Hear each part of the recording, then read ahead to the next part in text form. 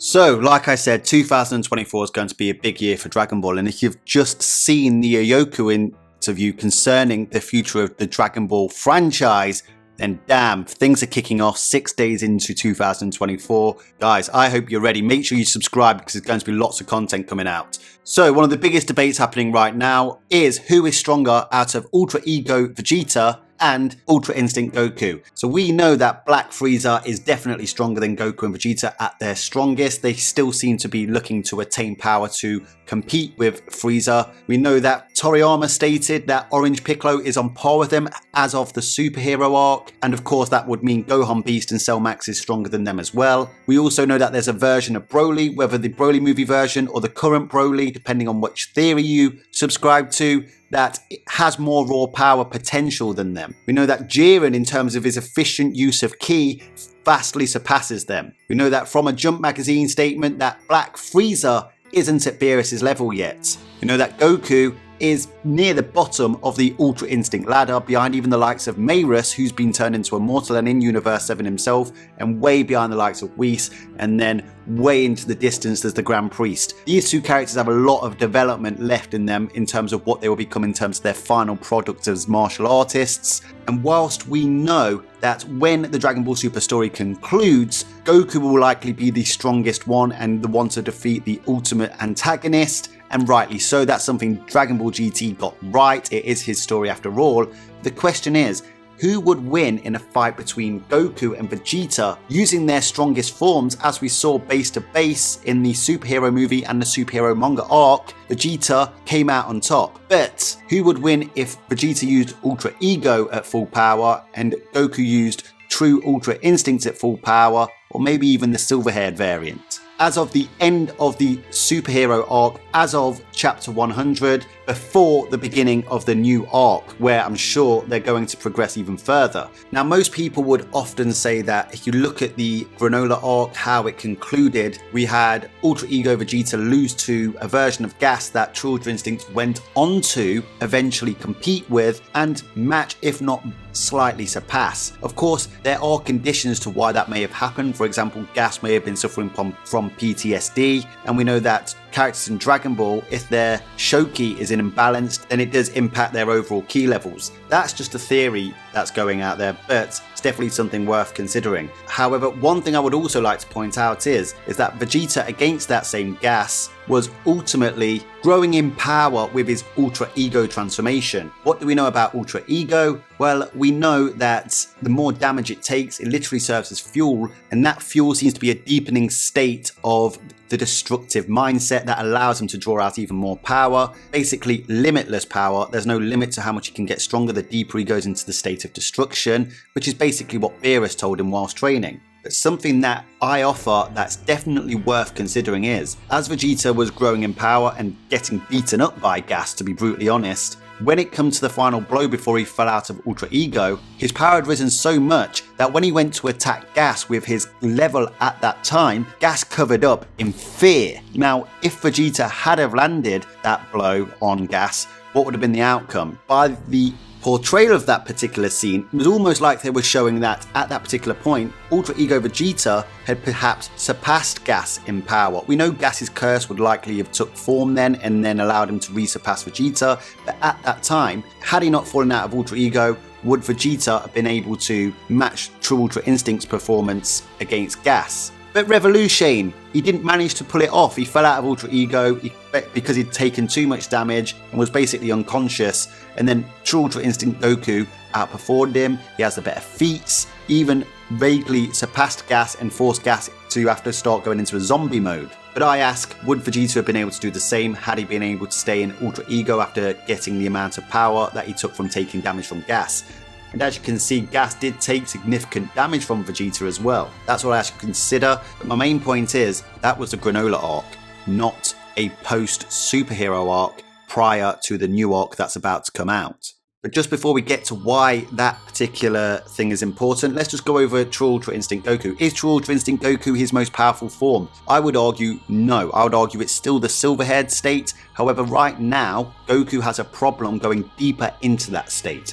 Whereas Vegeta has only really just unlocked Ultra Ego and has likely trained further with Beerus, obviously that's a hypothetical, and learned how to use the form even more impactfully. Goku, as far as we know, cannot get further into the state with his silver-haired form, which stops him from growing in battle. We know from the Moro arc that he does get stronger and sturdier whilst fighting, his moves get sharper. It wasn't so much the case in the Granola arc because he couldn't get further into the state.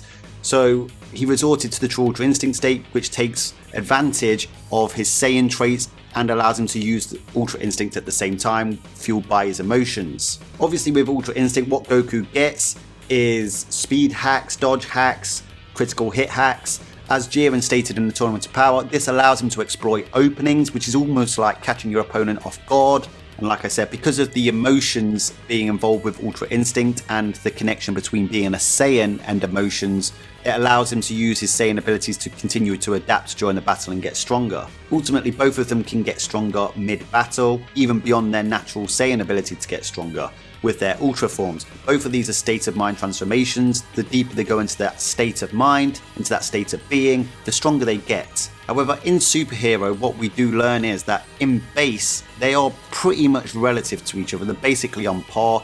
I know Vegeta won that technically by knocking Goku down at the end, won it by a whisker. He barely won at all, but he did win. But ultimately what this means is that in base, in terms of their power, they are likely relative. I know some people will argue that Vegeta got a lot more efficient, so he was more efficient with his power than Goku, and that allowed him to beat Goku. So that could imply that base Goku has more power.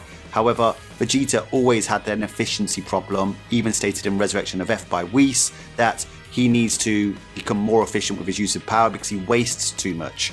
Whereas Goku's problem was being too relaxed all the time, which ultimately Ultra Instinct compensates for, really. I'm not saying Goku's at Jiren levels of efficiency with his power, but he likely had better efficiency than Vegeta did based on Whis' comments from Resurrection of F. Still, Vegeta likely just brought his efficiency closer to that of Goku's. But like I said, in base, in terms of their power, as has been portrayed throughout most of Super really, they're relative in terms of their raw power reserve. Obviously we know the transformations in terms of their raw power reserves, especially when it comes to the golden haired Super Saiyan states, Super Saiyan God and Super Saiyan Blue, they ultimately serve as multipliers of their base power. However, whilst the Ultra forms do make them stronger and likely multiply that base power even further, they are packaged transformations and come with a set of abilities with them.